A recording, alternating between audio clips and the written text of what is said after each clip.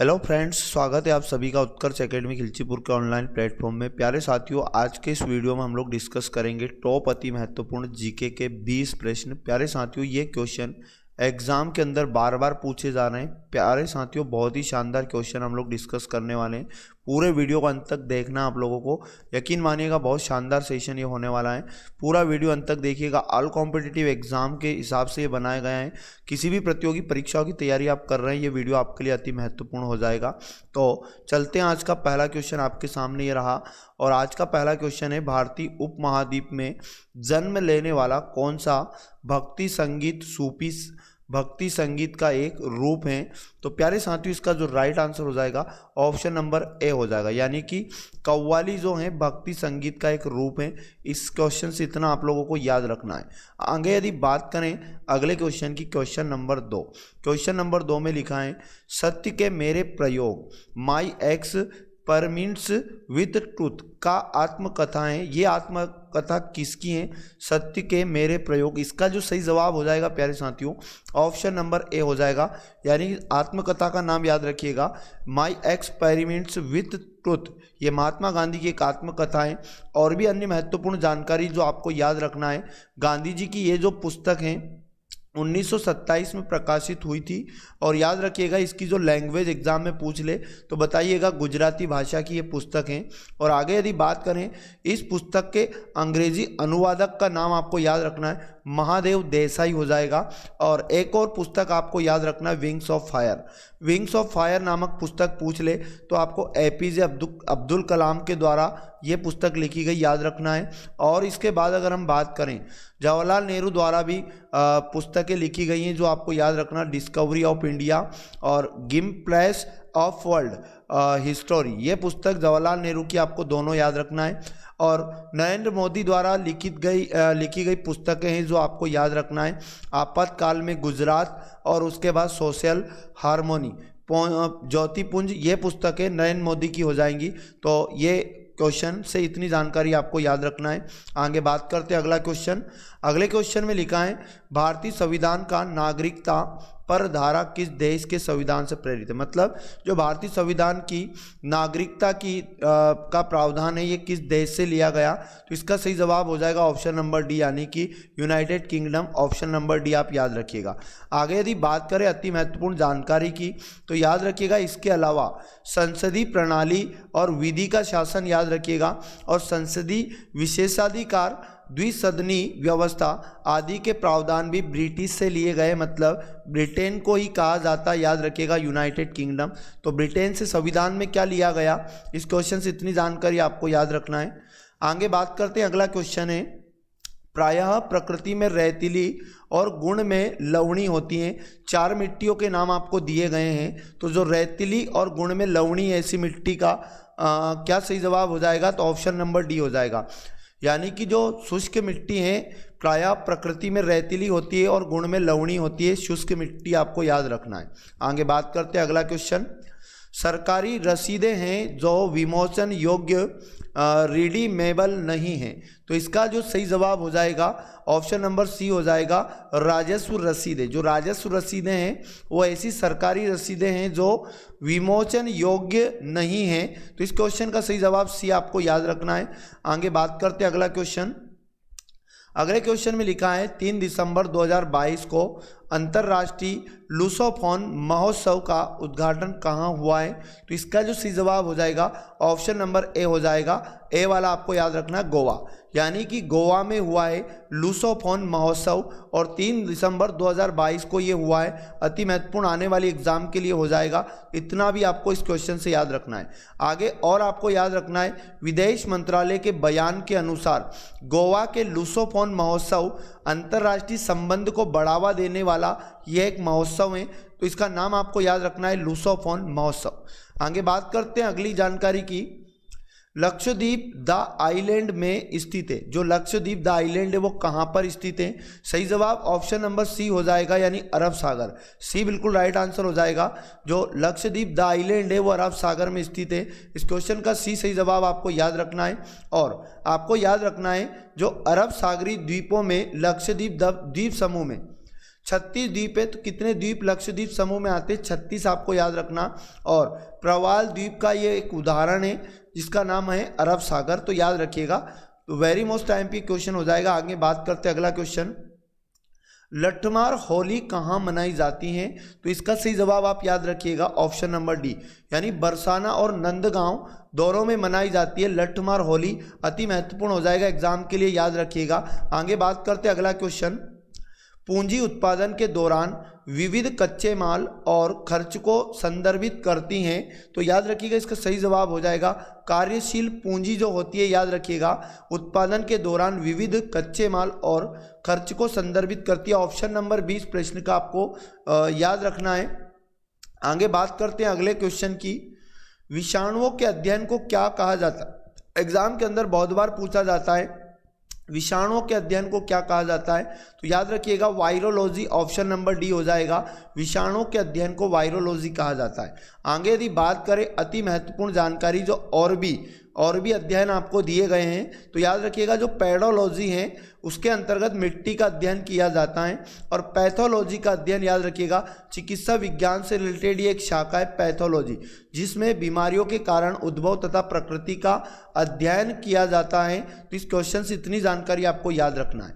आगे बात करते हैं गांधी इरविन समझौता, याद रखिएगा भारत के निम्नलिखित में से किस आंदोलन से संबंधित था?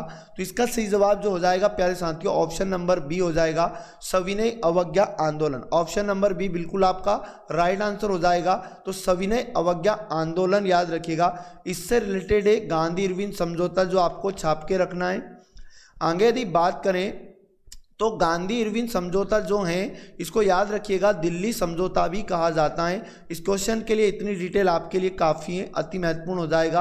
आगे बात करते हैं अगला क्वेश्चन 12 नंबर, जब किडनी सही तरीके से काम करना बंद कर देती हैं तो अपशिष्ट उत्पादों और खून से अतिरिक्त द्रव को निकालने की प्रक्रिया को क्या कहते हैं? तो याद रखिएगा ऑप्शन नंबर डी सही जवाब है, डायलिसिस इसे कहा जाता है। आगे बात करते हैं अति महत्वपूर्ण जानकारी की, तो जब किडनी सही तरीके से काम करना बंद कर देती है तो याद रखिएगा अपशिष्ट उत्पादों और खून से अतिरिक्त द्रव को निकालने की प्रक्रिया ही डायलिसिस कहलाती है, याद रखिएगा।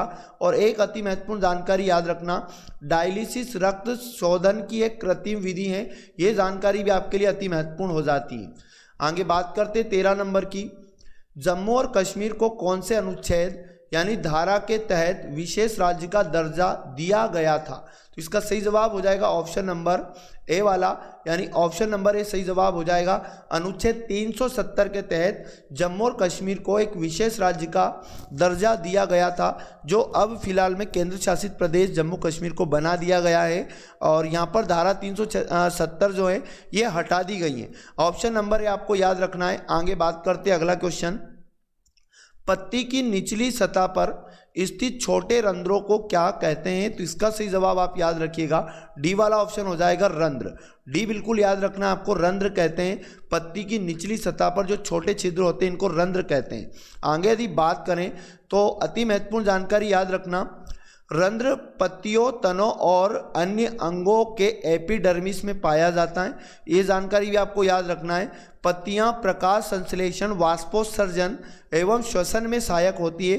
तो वेरी मोस्ट टाइम पे इतनी जानकारी आपको छाप के रखना है। आगे बात करते हैं, अर्थशास्त्री ने 1998 में नोबेल पुरस्कार प्राप्त किया, तो अर्थशास्त्री का नाम आपको याद रखना है ऑप्शन नंबर सी, यानी कि अमर्त्य सेन। सी बिल्कुल राइट आंसर हो जाएगा। अर्थशास्त्री अमर्त्य सेन को 1998 में नोबेल पुरस्कार मिला था। आगे यदि बात करें तो एक और चीज़ अमर्त्य सेन से आपको याद रखना है, 1999 में इनको भारत रत्न से भी सम्मानित किया गया था। अमर्त्य सेन से आपको ये जानकारी याद रखना है। अच्छा, रघुराम राजन जो हमें ऑप्शन नंबर बी में दिया है, ये भारतीय रिजर्व बैंक के है ना, बैंक ऑफ इंडिया के गवर्नर रह चुके हैं, रिजर्व बैंक ऑफ इंडिया के ये गवर्नर रह चुके हैं रघुराम राजन, इनका नाम आपको याद रखना है। आगे यदि बात करें अभिजीत विनायक, इनका नाम आपको याद रखना बनर्जी, है ना, ये भारतीय अमेरिकी अर्थशास्त्री हैं अभिजीत विनायक बनर्जी, इनका नाम आपको याद रखना है। इतनी जानकारी इस क्वेश्चन से आप याद रखिएगा। जम्मू और कश्मीर के बंजारे हैं, अगले क्वेश्चन में लिखा है, तो याद रखिएगा इसका सही जवाब हो जाएगा ऑप्शन नंबर डी, यानी गुज्जर बरकवाल। तो जम्मू कश्मीर के जो बंजारे हैं वो गुज्जर बरकवाल हैं। और आगे यदि बात करें तो भोटिया जो ऑप्शन नंबर ए में दिया है, ये याद रखना भारत की एक प्रमुख जनजाति है। अच्छा, जनजाति से क्वेश्चन याद रखिएगा आप सभी कि भारत में सबसे बड़ी जनजाति अगर एग्जाम में पूछ ले तो आपको बताना है बेटा भील। भील इसका राइट आंसर लगा के आइएगा। आगे यदि बात करें अगली जानकारी की, निम्नलिखित में से कौन सी धातु सबसे अधिक तन्य है? तन्य धातु अगर एग्जाम में पूछ ले आपसे, ऑप्शन नंबर डी बताइएगा सोना। सोना धातु जो है याद रखिएगा सबसे अधिक तन्य धातु कहलाती है। आगे यदि बात करें इससे, तो धातुएं तन्य होती है अर्थात इन्हें खींचकर तार बनाया जा सकता है। अच्छा, लोहा आपको ऑप्शन में दिया है, तो एक संक्रमण धातु है याद रखना, और यह प्रकृति में मुक्त अवस्था में नहीं पाया जाता है। लोहा आपको याद रखना है। आगे याद रखिएगा तांबा प्रकृति में मुक्त एवं संयुक्त दोनों अवस्था में पाया जाता है। तांबा आपको छाप के रखना है।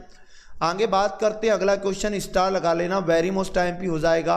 हवा महल कौन से शहर में स्थित है? तो इसका सही जवाब हो जाएगा राजस्थान की राजधानी जयपुर। ऑप्शन नंबर बी सही जवाब हो जाएगा। हवा महल जयपुर में है, याद रखिएगा, अति महत्वपूर्ण जानकारी है। अच्छा, हवा महल से और भी जानकारी आपको याद रखना है। हवा महल को 1799 में राजपूत महाराजा सवाई प्रताप सिंह ने बनवाया था, ये जानकारी भी आपको याद रखना है।